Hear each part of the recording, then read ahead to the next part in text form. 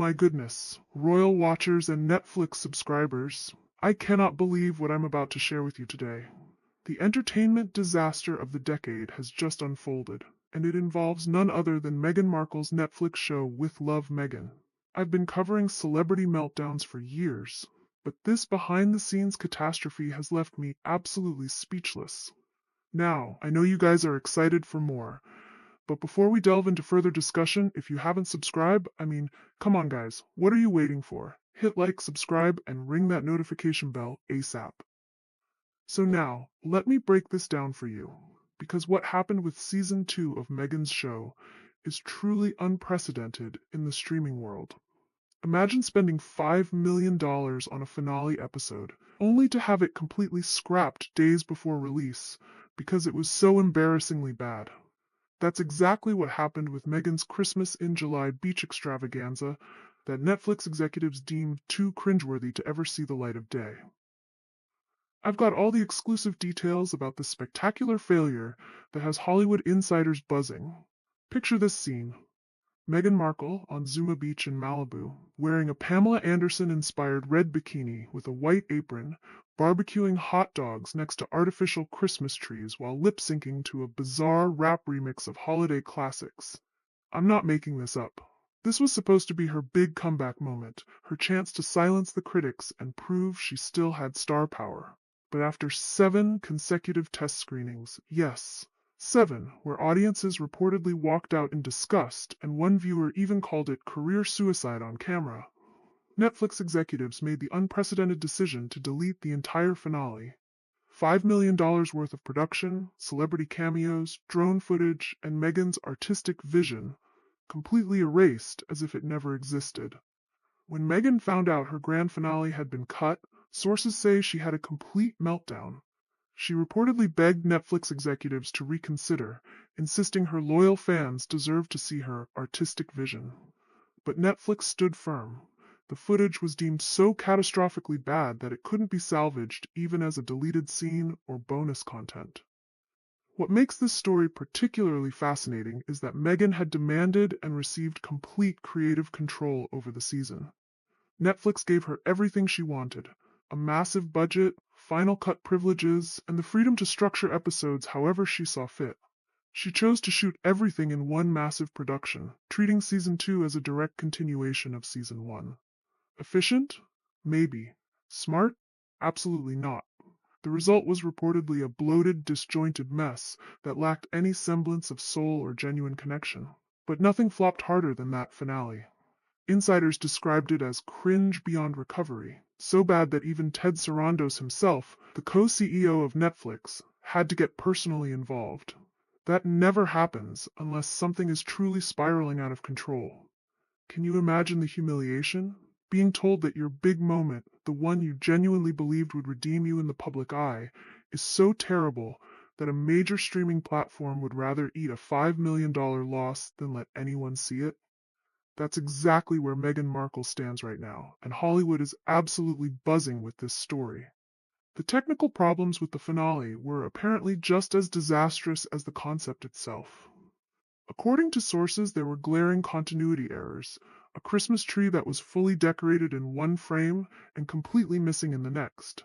A snow machine accidentally sprayed foam directly into a celebrity guest's eye mid-scene. The lip syncing was noticeably off. Camera crews caught reflections of boom mics in multiple shots.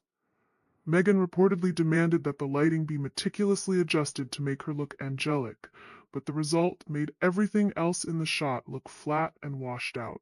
It was a complete disaster from every angle, visually, narratively, and tonally. And yet, sources say Meghan remained convinced it was a stroke of genius. Even the high-profile celebrity cameos couldn't save this sinking ship. Some of them reportedly looked visibly confused and uncomfortable during filming. One guest allegedly thought they were there to film a public service announcement for the holidays, not a reality show.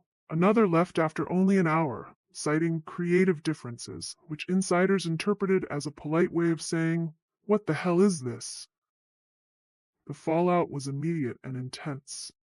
There were reportedly threats of legal action, carefully worded public statements being drafted and redrafted, and endless negotiations between Meghan's representatives and Netflix executives. But the streaming giant stood firm. The finale was dead, buried, and never to be seen. Instead, executives hastily replaced it with what sources describe as a bland montage of unused B-roll footage, patched together just enough to meet minimum runtime requirements. No celebration, no satisfying closure. Just a quiet, awkward fade to black. And with that anticlimactic ending, $5 million worth of beach lights, celebrity appearances, and Meghan's Hollywood dream moment got unceremoniously buried in the Netflix vault. The impact on Meghan's standing in Hollywood has been devastating. She's reportedly no longer seen as the buzzy, intriguing royal-turned-producer with untapped potential. Instead, she's now widely perceived as the woman behind the most expensive and embarrassing deleted scene in Netflix's recent memory. And in an industry that thrives on perception, that kind of stain doesn't wash off easily. The reaction online has been absolutely brutal. Clips from the initial trailer are being mercilessly parodied across TikTok and YouTube. One viral remix dubbed the show Malibu Mayhem, a Christmas catastrophe. Others started editing the teaser with actual footage of Pamela Anderson from her old cooking show, mockingly highlighting how closely Meghan tried to emulate the look without any of the genuine charm or authenticity. Back at Netflix headquarters, internal teams have reportedly distanced themselves from the increasingly toxic With Love Meghan brand. Marketing budgets were drastically slashed. Press junkets were abruptly canceled. Cast members received strict instructions to dial down their media appearances and avoid potentially controversial questions. PR managers even ghosted media outlets who requested interviews, unwilling to touch the subject with a 10-foot pole. The most heartbreaking part of this whole debacle? Sources close to Meghan say she felt deeply betrayed, not just by Netflix, but by members of her own team. Apparently, no one had the courage or honesty to tell her how truly awful the finale was while it was being shot. She walked into every production meeting genuinely believing she was crafting something iconic and groundbreaking. No one dared to burst her bubble, and when it finally popped, it was far too late to save her from the ensuing humiliation. The actual viewership numbers weren't kind either. Once With Love Meghan Season 2 limped onto the platform, it briefly clawed its way into the top 10, largely driven by morbid curiosity. But within days, it was quickly overtaken by reruns of old sitcoms, obscure documentaries, and even nature specials. Viewer retention was reportedly abysmal. Most people didn't even make it past the second episode. Critics were unforgiving, using harsh words like soulless, egotistical, and shockingly tone-deaf. One particularly scathing headline summed it up.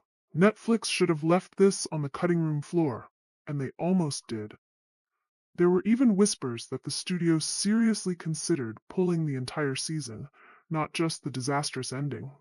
But legally, that would have opened up potential lawsuits, so they reluctantly let it run, hoping to recoup at least some of their investment. Meghan's lucrative contract is now reportedly being quietly reevaluated. That big multi-year deal is said to be on pause, with no new projects being greenlit and any talk of future spin-offs or specials vanishing into thin air. Her team allegedly tried to spin the situation, hinting in carefully orchestrated private calls that Netflix was simply afraid of her unbridled creative freedom and unique vision. They even floated the idea of releasing the original finale independently, perhaps on YouTube or as part of a special director's cut. But Netflix's legal team quickly shut that down. They own the footage and weren't about to let the infamous beach scene become public without a fight. What makes this story so fascinating is the disconnect between Meghan's self-perception and the reality of her production. While she genuinely believed she was creating a groundbreaking, feel-good finale, everyone else involved, the editors, producers, and even members of her own team, could clearly see it was a train wreck adorned with tinsel. People inside Netflix reportedly started sarcastically calling the ill-fated beach shoot Pam's Folly, a mocking reference to her misguided tribute to Pamela Anderson. This catastrophic failure comes at the worst possible time for Meghan's Hollywood aspirations. With her Spotify deal already terminated, and her lifestyle brand American Riviera Orchard reportedly struggling to gain traction, Netflix was supposed to be her most solid entertainment foothold. Now, that relationship appears to be on extremely shaky ground. The dream has ended not with thunderous applause or critical acclaim, but with deafening silence. A show that was supposed to mark her triumphant return to the spotlight has instead become an unintentional case study in how not to manage fame, fortune, and creative control. Meghan Markle bet big on herself, and Netflix has apparently cashed out. So what's next for the Duchess of Sussex? Can she recover from this spectacular streaming failure? Will any platform take a chance on her creative vision after this $5 million disaster? Or is this the beginning of the end for Meghan's Hollywood reinvention? I want to hear your thoughts in the comments below. Is Netflix right to protect us from what test audiences called unwatchable content? Or should they release the infamous beach scene and let viewers decide for themselves? Do you think Meghan can bounce back from this humiliation, or has the With Love Meghan disaster permanently damaged her entertainment credibility? This is truly a Hollywood cautionary tale for the ages.